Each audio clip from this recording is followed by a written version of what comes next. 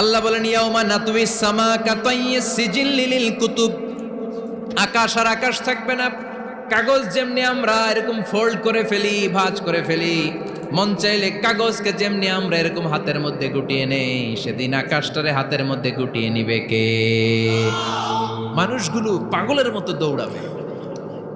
কেউ থাকবে টয়লেটে, কেউ হসপিটালে, কেউ মাজারে, কেউ বাজারে, যে যেখানে থাক, শুরু হয়ে যাবে কিয়ামতের এই ভয়াবহ দৃশ্য।